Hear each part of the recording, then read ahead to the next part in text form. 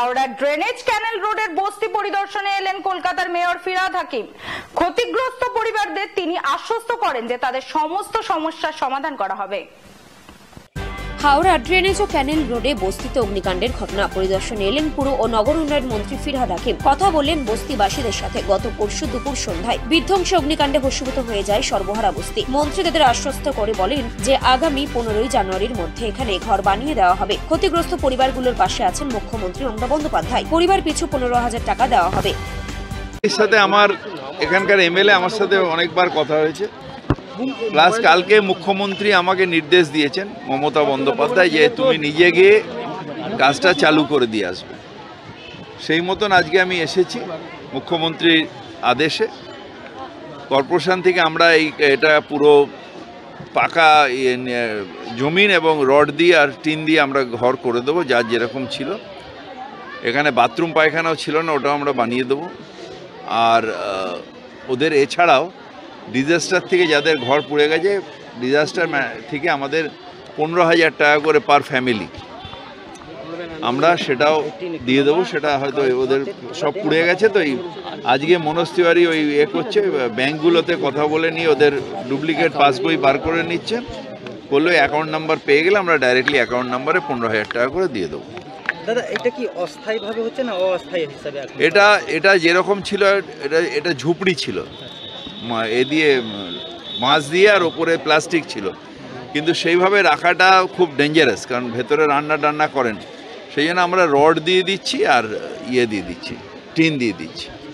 এখন তারা কি স্কুলে থাকবে? এটা কত এখন স্কুলে থাকবে। আমরা চেষ্টা করছি যে অন্তত 10-15 দিনের মধ্যে সব ঘরগুলো বানিয়ে দেওয়ার জন্য।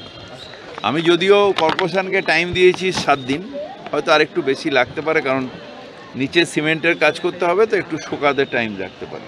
তাহলে এই বছরেই তারা পেয়ে যাবে? এই বছরে বা সামনের বছরে 15 জানুয়ারির মধ্যে পেয়ে যাবে। যেরম হতে থাকবে পেতে থাকবে। একদিনে তার ম্যাজিক করে সব দেওয়া যায় না, এক ধার দিয়ে চালু হবে কাজটা। বলছি দাদা, বাইরান বিশ্বাসের বাড়িতে ইনকাম ট্যাক্স রেট করেছে এবং 60 লাখ টাকা পাওয়া গেছে। বাইরান এর আগে রেট করেছিল যাকে সব বিড়ির ব্যবসা রেট করছে, জাকিরের বাড়িও রেট হয়েছিল। এটা বোকা। তার কারণ যারা যত বড় ব্যবসা করে, বিড়ির ব্যবসায় রোজ নাকি টাকা পেমেন্ট করতে হয়। তার যার যত বড় ব্যবসা থাকে তার ক্যাশ উইথড্র করে তাদের পেমেন্ট দিতে হয়। সেটা হিসেব ওরা দেবে ইনকাম ট্যাক্সে।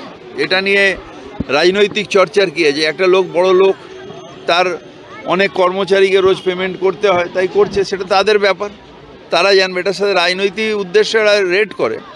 যেহেতু তৃণমূলে জয়েন করে, যে রেট করছে, এই রেট করে কি আর তৃণমূলকে কমানো যাবে? তৃণমূল বাড়তেই থাকবে, ওদের রেটও বাড়তে থাকবে।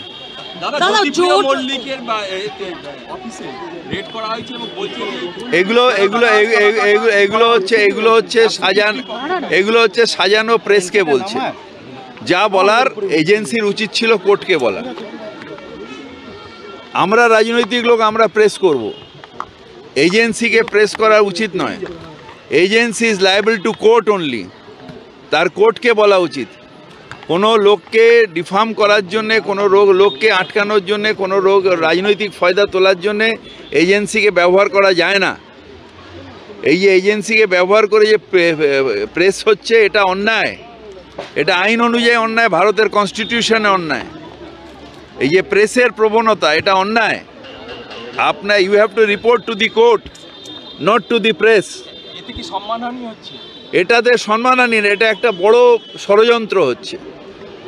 আপনার যা পেয়েছেন নিশ্চিতভাবে, আমি ভারতের নাগরিক, আমার বিরুদ্ধে যা পাবে সেটা কোর্টে দেবে।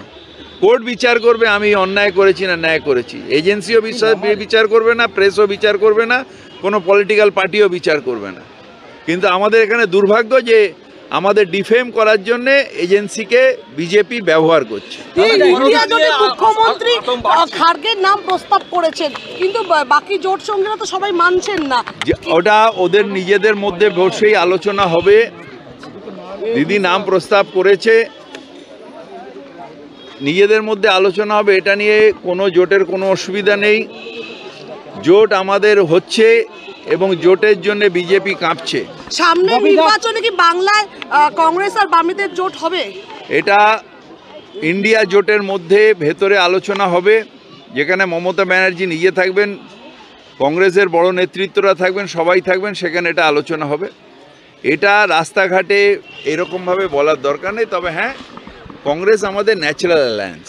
बॉबी दा, कल देखा गया जब प्रधानमंत्री से मुख्यमंत्री ममता बनर्जी मिल रही थी तो नवान्नों में अचानक शुभेंदु अधिकारी पहुंचे हैं। वो क्या तो बोलेंगे? वो अपना फोटो उठाने के लिए वहाँ पर आप लोग सिर्फ ममता बनर्जी और मोदी का फोटो उठा रहे हैं, इनका फोटो आज नहीं उठेगा। रोज थोड़ा फोटो उठाने के लिए गए थे।